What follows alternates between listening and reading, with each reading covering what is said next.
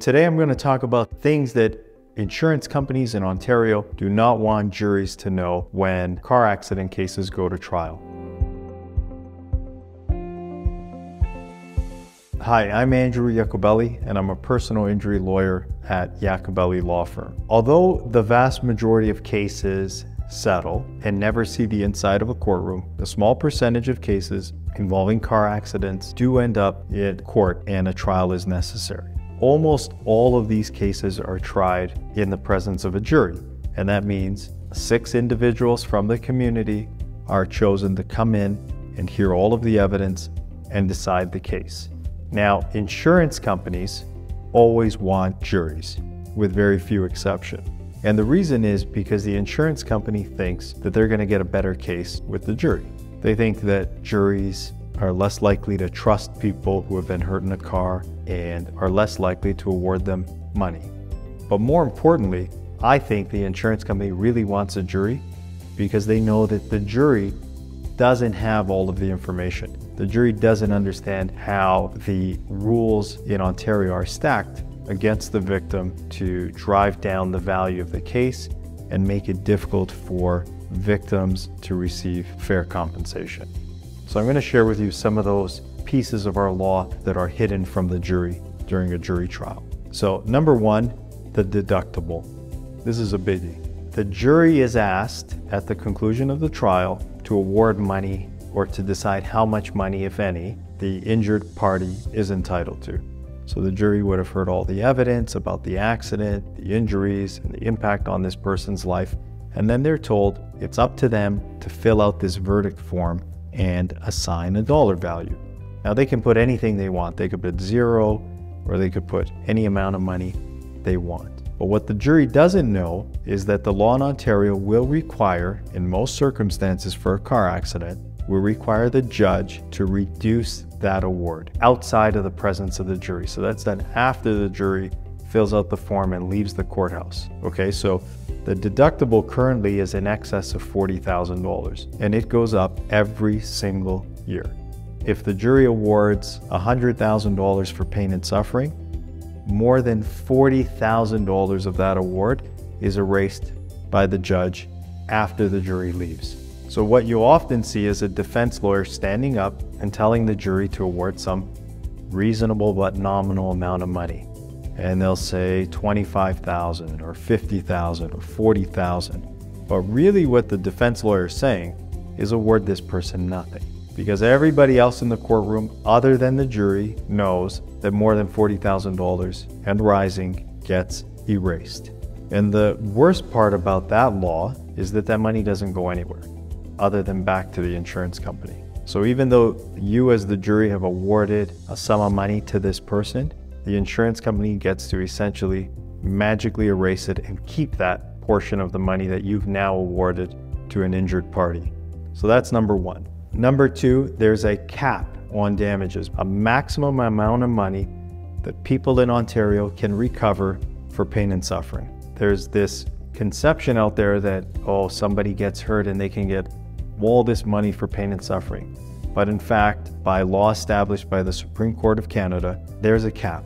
And that cap is adjusted for inflation, but when it was first established in the late 70s, it was established at $100,000. So you can imagine a young person, they could be paralyzed, they may have a lifetime of pain and suffering. And the Supreme Court of Canada said the most they could recover was $100,000. And that cap has stood the test of time, unfortunately, and remains the cap in Canada, again, adjusted for inflation. The jury's not told that, so the jury's asked to award a sum of money, but when the jury leaves, the court will make sure that the judgment is in accordance with Canadian law, which says there's a cap on pain and suffering. So those are a couple of laws in Canada that affect the compensation that an injured party can receive following a car accident.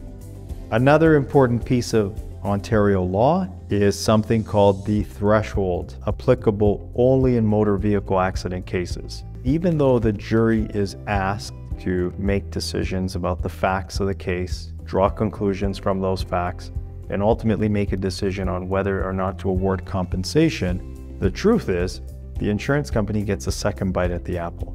If the jury awards money to the injured party, they're thanked for their service, and then they're asked to leave the courthouse. Almost invariably, within minutes, the defense lawyer stands up and says, now we're bringing our motion on threshold. And what that really means is now we're asking the judge to second guess your decision to tell us whether or not this injury is severe enough to warrant any compensation whatsoever. Even though you filled out those lines as a jury, awarding money for pain and suffering, awarding money for care costs, the insurance company, through their lawyers, gets to ask for another shot at this. The judge then has the ability to review all of the same evidence and make a decision as a matter of law whether or not the plaintiff, the injured party's injuries, have surmounted this legal test known as the threshold. And again, that's kept out of the knowledge of the jury. And probably the reason for that is because then the jury might be more emphatic about their views of the case. The law in Ontario has made it such that that information is concealed from the jury. There's more illusions that happen in the courtroom. And one of the typical illusions is that the defendant, the party that caused the car accident, is now personally responsible to pay the judgment. The name of the case will be the plaintiff injured party versus defendant, the at-fault party. But in reality, in almost every case, there's an insurance company that's calling the shots, responsible for any payout of a settlement or judgment. It's the insurance company that hires the defense lawyer. In fact, today, many defense lawyers are employees of the insurance company themselves. But even if they're private firms, they're funded by the insurance company. The insurance company makes all the important decisions on that case. Very often, the only reason why that case is in the courtroom in the first place is because the insurance company has taken a very hardline approach and doesn't want to pay anything or very little to the injured party and forcing them to take it to trial. Insurance companies and their lawyers are smart, and they know how to put on a show and theater. And so it is not uncommon to see the defendant, individual driver of the other car, sitting in the courtroom, typically at the opening and almost always near the end of the case. And oftentimes the defense lawyer in their opening or closing remarks will make reference to their client to garner sympathy, to make some sort of concern for this person, with an eye toward convincing the jury to award less money than what's reasonable or fair because of some illusion that this other individual, who's not much different than jury members, is on the hook for it. Accidents happen, and this guy shouldn't lose all this money because of an accident. But it's all, in most cases, just a show. Another important feature of Ontario law, typically not known by the jury and really not known by members of the public, is the fact that Ontario is a loser-pay jurisdiction. So what does that mean? That means that the party that loses the case is responsible to bear the costs of the other party. And so as I mentioned, the costs of the defense are really being funded by an insurance company in almost every case. The difference is the plaintiff can't afford the same risks as a billion-dollar insurance company. And so the insurance companies also use that leverage to defeat or intimidate plaintiffs, try to keep them out of court and try to keep them from getting a remedy. Let me give you an example. So in Ontario, if an injured party brings their case to trial and doesn't win, and winning doesn't mean just getting any amount of money. Winning means doing better than what was offered by the insurance company. If the insurance company has put out a really low-ball offer or has offered nothing, the injured party has the burden of achieving a result that's better than what was offered. So they have to recover money, or they have to recover more money than what was offered. And if they don't, the injured party is on the hook for all of the legal expenses that have been incurred on behalf of the defense. So all the expenses the insurance company has paid. So that would include all the lawyer's bills, all the costs of going to trial, exhibits, documents, records.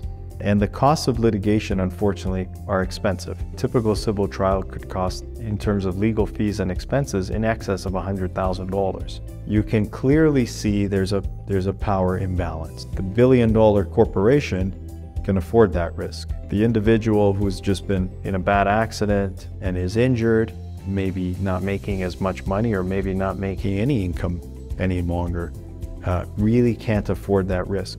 If they don't have the money, insurance companies can look to putting liens on homes, trying to recover from assets. And that's not fair. It's basically strong-arming a person to give up their rights because they can't afford the risk. So even though we hear, no win, no fee, and you don't pay your lawyer any fees unless they win money, that's true with respect to your own lawyer. So the injured party won't have to pay their own lawyer or their expenses in many cases unless they're successful in recovering money. It's not true in the context of a case that goes to trial with costs of the opposing side. So that means the lawyer for the insurance company. They will definitely try to get costs if they're successful and win. There are ways to safeguard against that, and that's why it's important for injured people to speak to a lawyer and get advice on what they can do to protect themselves a little bit from that risk. But overall, it's clear that injured individuals in Ontario, they have a tough road ahead of them when their cases start to go toward trial. During the course of a trial, of course, there are times when the jury is asked to leave the courtroom so that the judge can make rulings on the admissibility of evidence or to hear other arguments of law. That's common in all cases. It's not unique to motor vehicle accidents. But again, it's designed to only put in front of the jury that information that they need to make a decision.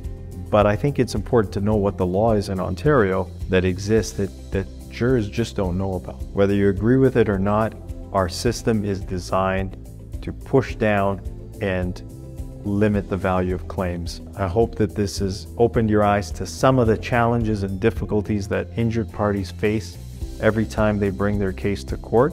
So I hope that you will follow your duties as a jury to be fair and reasonable and open-minded and really listen to all the facts of that case. Because as you can see, the system by design is already stacked against that poor individual that's had to present their case and really their life and bear their life in front of 6 strangers.